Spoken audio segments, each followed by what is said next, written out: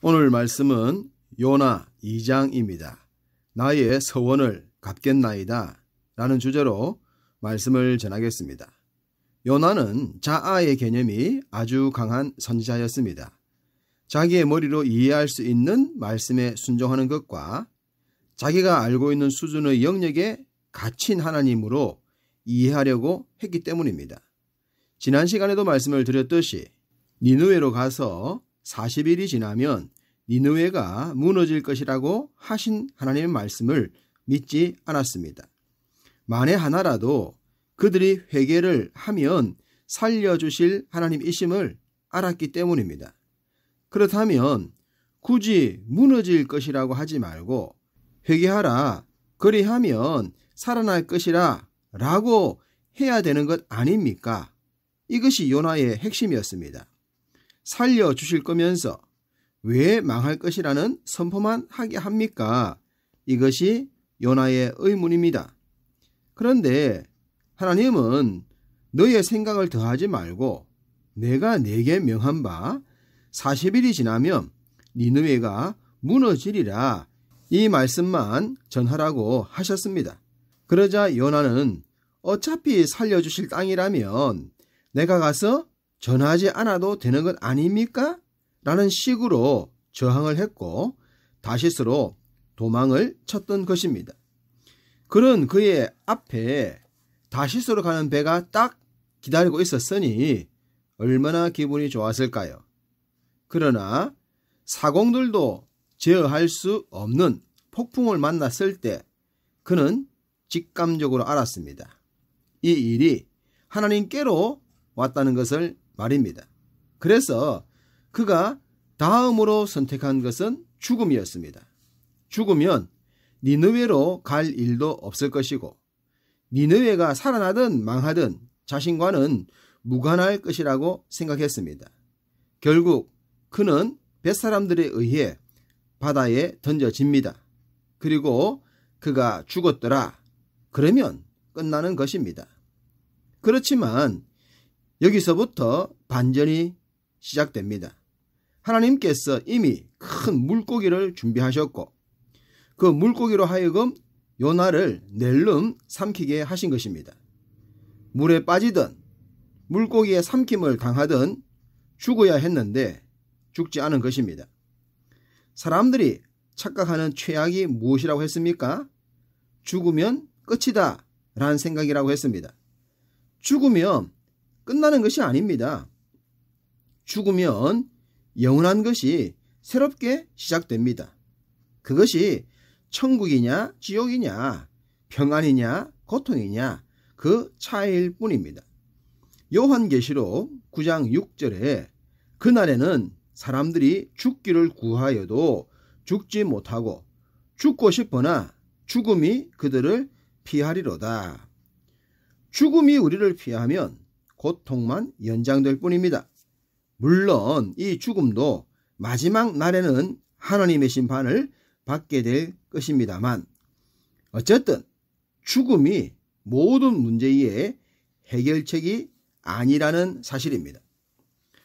바다의 빠뜨림을 받고 죽게 되면 끝날 것이라고 생각했던 요나의 생각은 빗나가고 말았습니다. 2절 이르되 내가 받는 고난으로 말미암아 여호와께 불러 아뢰었더니 주께서 내게 대답하셨고 내가 수오로의 뱃속에서 부르짖었더니 주께서 내 음성을 들으셨나이다. 요나를 기다린 것은 고난, 즉 고통이었습니다. 말로 표현할 수 없는 고통이 엄습했습니다. 그는 수오로의 뱃속, 곧 지옥의 뱃속에 있는 것 같다고 했습니다. 끝이 없는 고통이 이어진 것입니다. 3절 깊음 속 바다 가운데 던지셨다고 합니다. 6절 내가 산의 뿌리까지 내려갔다라고도 했습니다.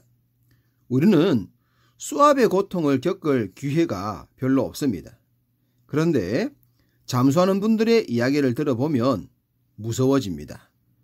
물속으로 내려갈수록 일반적으로 수압은 공기압보다 11배나 된다고 합니다.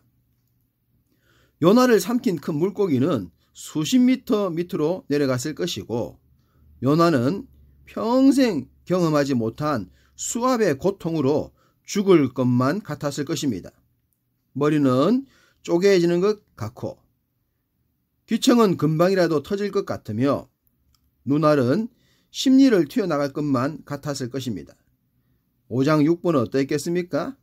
모든 뼈마디는 욱신거리지 않았겠습니까? 거기에다 5절 물이 나를 영혼까지 둘러싸오며 깊음이 나를 애워사고 바다풀이 내 머리를 감쌌다 라고 합니다. 물고기 뱃속에 있는 모든 썩어가고 있는 것들이 요나를 휘둘러 감았을 것입니다. 거기다가 이리저리 헤엄을 쳤으니 어지러운 것은 또 어떠했겠습니까? 물이 영혼을 둘렀다는 말이 이해가 됩니다. 하나님은 이런 고통 속에서 3일 동안 요나를 가둬두셨습니다. 끝장난 거죠.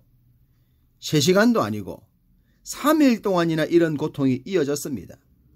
그렇다면 지옥의 고통은 어떨지 가히 짐작이라도 될까요?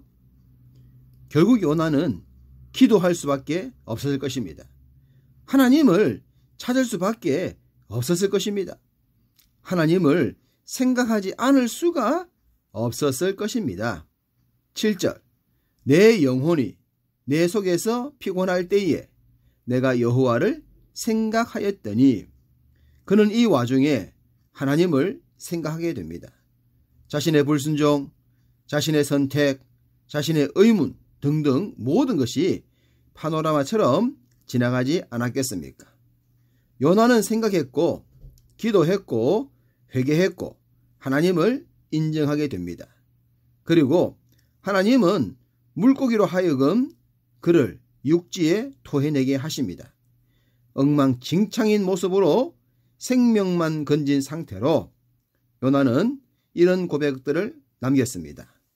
4절 내가 주의 목전에서 쫓겨났을지라도 다시 주의 성전을 바라보겠다. 7절 내 기도가 주께 이르렀사오며 주의 성전에 미쳤나이다. 요나의 모든 관심이 성전을 향하고 있습니다. 마치 성전을 향해 올라가면서 찬양했던 순례자들처럼 말입니다. 이제부터는 오직 주의 뜻만 따라 살겠습니다. 그런 고백으로 보이기도 합니다. 무엇보다 그의 삶을 완전히 바꾸어 놓은 고백은 9절입니다. 나는 감사하는 목소리로 주께 제사를 드리며 나의 서원을 주께 갚겠나이다. 구원은 여호와께 속하였나이다 하니라. 언제 감사의 제사를 드렸을까요? 물고기 뱃속에서는 아니지 않겠습니까? 어쨌든 요나는 이제 감사의 사람으로 변하게 된 것 같습니다. 그는 구원이 여호와께 속했다고 합니다. 당연합니다. 폭풍이는 바다에 빠뜨려졌으면 죽어야 했는데 물고기 뱃속에 갇혔으면 당연히 죽었어야 했는데 죽지 않고 살아나게 되었으니 어찌 하나님의 구원에 대해 얘기하지 않겠습니까? 그리고 중요한 것 하나는 나의 서원을 주께 갚겠나이다 입니다. 무슨 서원을 했을까요? 모르긴 몰라도 니느웨와 연관이 있지 않겠습니까? 하나님께 항변을 하면서 자신의 생각과 다른 말씀을 하시는 하나님을 저항하여 도망을 갔었는데 이제는 어떤 말씀을 주셔도 주의 뜻에 순종하겠다는 그런 서원을 했지 않을까 싶습니다. 정황상 말입니다. 여기까지만 보면 요나가 자아로 똘똘 뭉친 하나님 이해가 아닌 말씀하시는 하나님의 본 모습을 이해한 듯 보입니다. 물론 3장과 4장을 통해 그에게는 좀 더 시간이 필요함을 알게 됩니다만 불신자들이 하는 이야기 가운데 신의 존재를 증명하라고 하거나 보여달라고 하거나 이해할 수 없다고 하는 말들을 들어보면 요나의 생각과 일치함을 보게 됩니다. 요나는 자신이 만든 카테고리 안에 하나님을 가뒀는데 불신자들도 그런 생각을 갖고 삽니다. 그러나 인생은 결코 자아의 카테고리로 하나님을 가둘 수 없습니다. 그런 존재라면 굳이 믿을 존재가 아니기 때문입니다. 우리 하나님은 크신 분이십니다. 그리고 그 크신 하나님이 우리의 구원자이십니다. 뿐만 아니라 그분은 언제나 옳습니다. 그러니 무조건 믿고 따라도 결국엔 해가 되지 않을 줄로 믿습니다. 오늘도 그와 같은 단순한 믿음으로 주와 함께 동행하시기를 주님의 이름으로 축복합니다.